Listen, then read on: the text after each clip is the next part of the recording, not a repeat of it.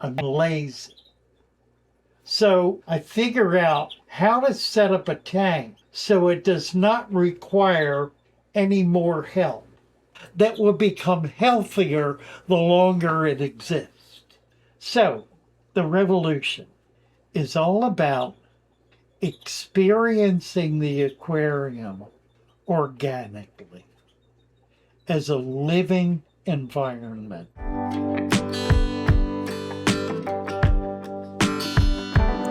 Well, hello. Come around. We're engaged in a revolution. It's pretty obvious to some that we are, and others feel like the revolution is really a catastrophe because it's not what they believe the hobby ought to be doing. But then that's the nature of revolution, isn't it? There are those who just want to keep things the way they are, and others who want to say, we're going to change it all. Now, if we're going to change it for the sake of some pie in the sky idea that we have that will make life a bowl of cherries, that's called communism. That's throwing everything up in the air and saying we're going to abandon everything we know to be true for the sake of this wonderful idea that John down the street had, that we can all somehow live a life of utter perfection. Yeah, that ain't what it is. That ain't what it is. It's more a civil war, I guess, than it is a revolution. The difference being that in a civil war, you've got warring factions who want to keep things just the way they are, and others who want to get back to basic principles. That's a big difference. That's not holding to some unrealistic ideal that it will not be achieved without substantial chaos. It's more like you guys are screwing up. You know you're screwing up. You know you're messing up. You know what you're doing doesn't work, and it's because you're ignoring basic principles. Now, what every one of them will say is, oh no, I'm not. No, I'm not. I'm adhering to basic principles. And they're not. What they're adhering to is the marketing strategy of those who have discovered a way to make a buck on doing things a certain way. And they teach that as the very best and only and right way, and everything else is stupid plan. So that's the nature of the Civil War. It's a war between back to basics, basic principles, and but we should do it this way because the guys who have got all the money in the game say we should. Well, there you have it. I mean, it's kind of the bottom line, isn't it? Kind of where it's at. Okay, so basic principles. What is this basic principle business? My canary is chiming in. He's got something to say about it. Well, I'll tell you what it is for me. Basic principles for me is MTS. It's multiple tank syndrome. It's wanting to have as many tanks as I can possibly jam in, here, there, and everywhere. And more than that, have each of these tanks functioning in a way that the fish living in them are healthy and happy. Now, there are some people doing that. LRB is doing that. He's got countless tanks. He set up, God knows, maybe 1,000 tanks altogether. And they're amazing. I've done that.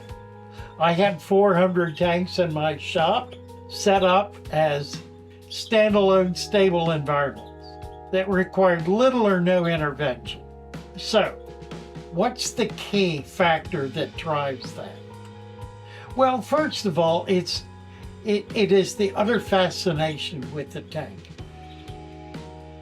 It is, remember having a conversation about this when I was 16 with a friend of mine. We both had tanks. And we tried to figure out what it was, drew us to them, that made it so compulsive.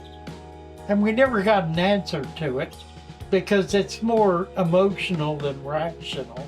It's hard to put it into words. But it's been there with me my whole life. I mean, I have spent, of my 83 years, easily 70 of those years collecting fish tanks, and screwing up royally over and over again, but never making the same mistake twice deliberately, learning each time, growing through that each time. So 90% of the people who run into my channel just adore it. 10% consider it a demonic influence. It is the most evil thing that's ever happened in their life. Now, one of the criticisms that some of those folks throw at me is that I'm lazy. And they're right. They're right. I'm lazy. It's not so much that I'm not willing to put 40 hours a day into maintaining fish tanks. It's that I can't.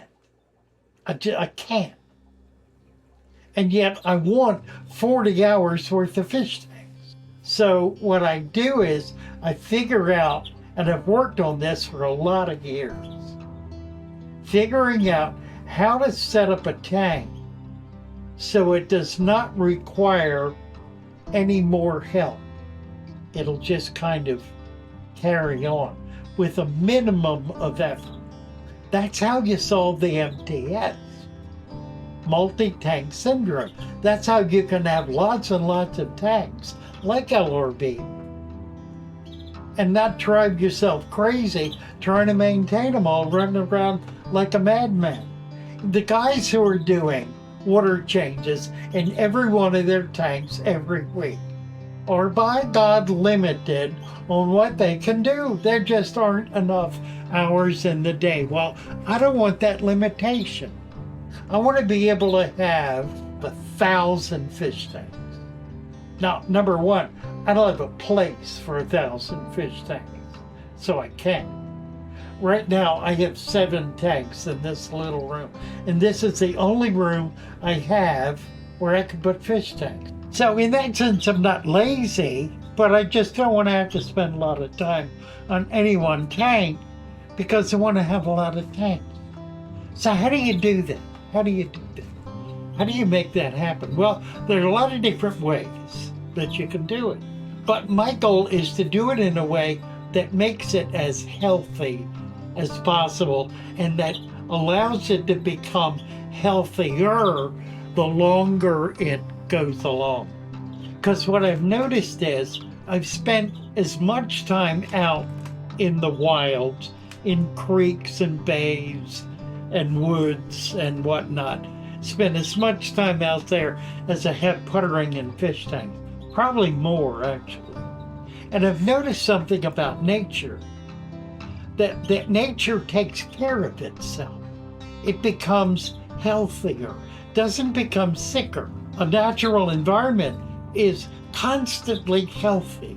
Something may happen to it that's a catastrophe, a bad storm or a spill or something terrible, and it'll struggle through that, but it'll come back from it, and it'll get better, and it'll thrive again. It's been my goal then to achieve that very characteristic in an aquarium. To set up an aquarium that will become healthier the longer it exists. And I've done it. I've done it.